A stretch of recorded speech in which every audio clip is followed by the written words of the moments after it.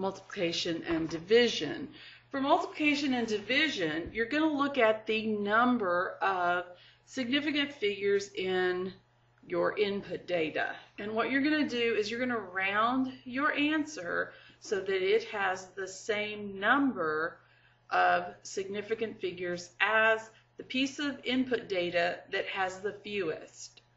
So looking at our examples here, I have 1.827 has 4 significant figures. 0.762 has 3. That means my answer should be rounded so that it has 3 significant figures. So that if this is my answer that comes out of the calculator, I'm going to go 1, 2, 3. 1.39, the number to the right of the 9 is a 2. Therefore, I would leave it the same, and it would be 1.39 meters squared would be the way I would write the answer. Okay, similarly down here, this has 4 significant figures.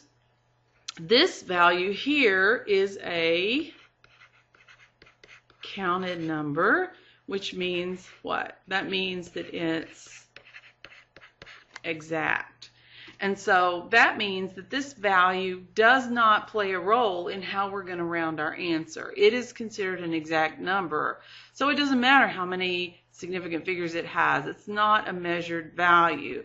So the 453.6, that's the value that we're going to focus in on. That's our measured value, and that's the one that's going to dictate how we round our answer. Well, if we plug this into our calculator, it comes back with 21.6.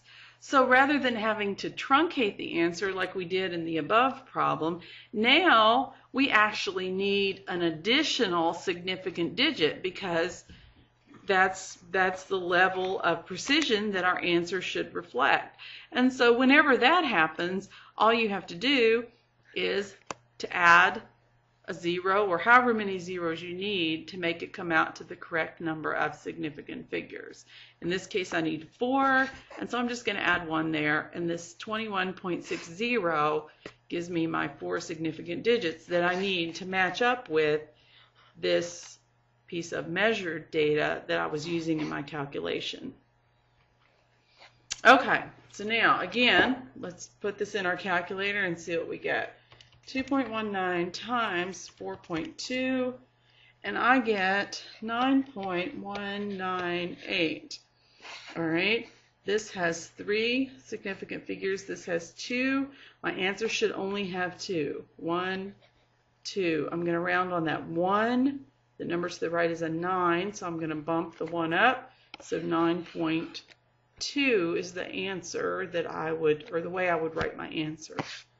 Okay, for B, 4.311 divided by 0.07, and my answer here comes out to be 61.585714229.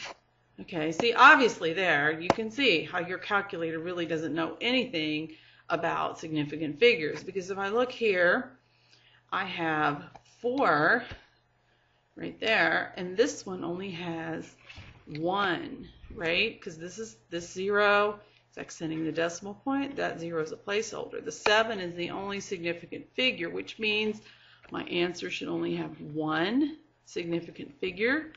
I have the 6. It's got a 1 to the right of it, so the 6 will stay the same. However, that 6 is 60. It's in the tens place.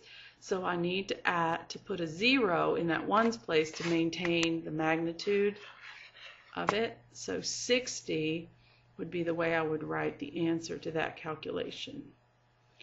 Okay, and for C, 2.54 times 0.0028 divided by 0.0105 and 0.06.